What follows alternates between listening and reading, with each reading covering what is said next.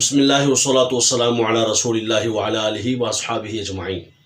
محترم سامعین و ناظرین، پہلے یہ ویڈیو ملاحظہ فرمائیں۔ لوگ کہتے نہیں ہمیں بھی علی سے پیار ہے، میرے ٹکڑے جسم کے ٹکڑے ٹکڑے پہ علی لکھا ہوگا۔ بھائی صاحب جسم کے ٹکڑے پہ لکھا ہوگا، کوئی دسو تے صحیح تساں علی نال پیار ہے۔ علی کا پیار ہو تو حسین پاک کے قاتلوں کی حمایتیں نہیں ہوتی۔ آپ نے سماعت فرمایا، یہ ہے مفتی خبیث مویشی گٹری۔ اس نے حدیں ہی کراس کر دی ہیں۔ جب بندے میں حسد آ جائے تو اسی طرح بہکی بہکی باتیں کرتا ہے، اس کو عقل نہیں رہتی، بے وقوف ہو جاتا ہے۔ کہتا ہے لوگ کہتے ہیں ہمیں علی سے پیار ہے، میرے جسم کے ٹکڑے ٹکڑے پہ علی لکھا ہوا ہے، دسو تے صحیح تساں علی نال پیار ہے۔ اب آپ اس کا لہجہ چیک کریں۔ پہلے یعنی یہ بات امیر اہل سنت پہ کر رہا ہے کہ انہوں نے فرمایا تھا کہ میرے دل کے ٹکڑے ٹکڑے کریں، خون نکلے تو ہر خون کے قطرے سے علی علی کی صدائیں آئیں گی۔ تو وہ کتنی حسین اور جمیل بات ہے، کتنی خوبصورت بات ہے۔ ساری زندگی علی کے نام پہ پیسے لے لے کے تقریریں کر کر کے پیسے بٹورنے والے کو کیا معلوم کہ مولا علی کی محبت اور پیار ہوتا کیا ہے۔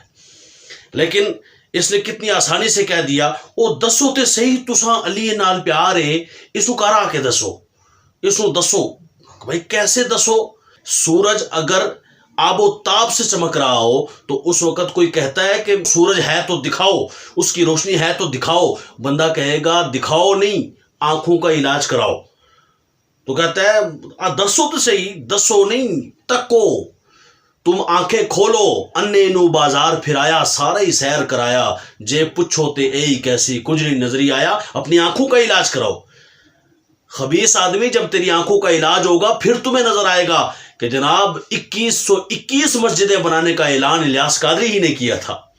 دعوت اسلامی ہی مولا علی کے نام پہ، فیضان مولا علی کے نام سے بے شمار مسجدیں بنا چکی ہے اور بنا رہی ہے۔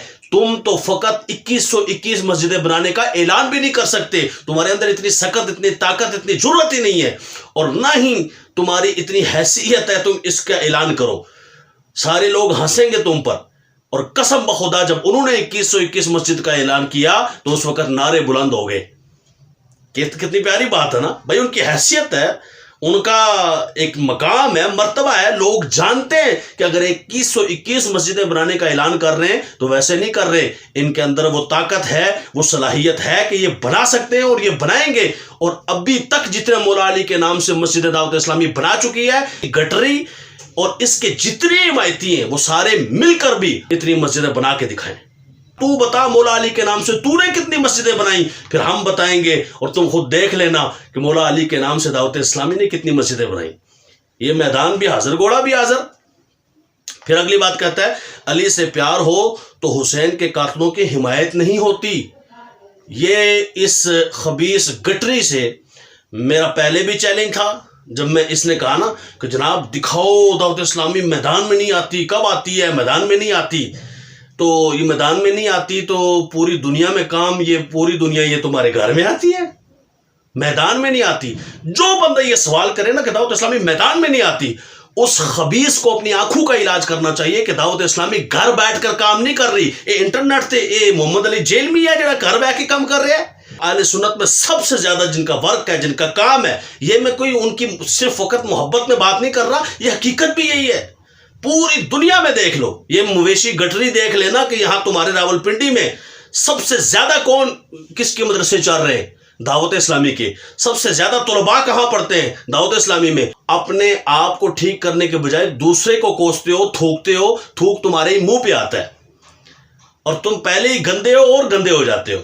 مویشی گٹری سے میرا یہ سوال اور یہ چیلنج ہے کہ یہ جو تم نے کہا نا کہ علی سے پیار ہو تو حسین کے قاتلوں کی حمایت نہیں ہوتی، تو دکھاؤ روئے زمین پر کوئی مفتی دعوت اسلامی کا، کوئی بڑا ذمہ دار دعوت اسلامی کا جس نے یہ جملہ کہا ہو ہم حسین کے قاتلوں کی حمایت کرتے ہیں۔ تمہارے اندر ہمت، جرأت اور علمی دیانت ہے تو لاؤ سامنے یہ بات کہ کس نے کہا، کون سے دعوت اسلامی کے بندے نے کہا ہے کہ ہم حسین کے قاتلوں کی حمایت کرتے ہیں۔ لعنت ہو تمہارے اس قول پر۔ پوری دنیا کا گاند بھی سمندر میں ڈال دو، اس کو احساس ہی نہیں ہوتا۔ اس کی اپنی خوشبو ہے، اس کی اپنی مہک ہے، اور تم تو چھوٹی سی گٹری ہو۔ یعنی ایسے دماغ جن کے اندر صحابہ اکرام کا بغض ہے، امیر علیہ سنت فرماتے ہیں ان سے تو ہمارے گھر کا گٹر اچھا ہے، اس اعتبار سے تمہاری چھوٹی سی گٹری کیا کام کرے گی وہاں پہ؟ تمہاری تقریروں پر جو مال آتا تھا وہ مال بند ہو گیا، تمہارے عقائد جو چھپے ہوئے تھے اب وہ ظاہر ہو گئے۔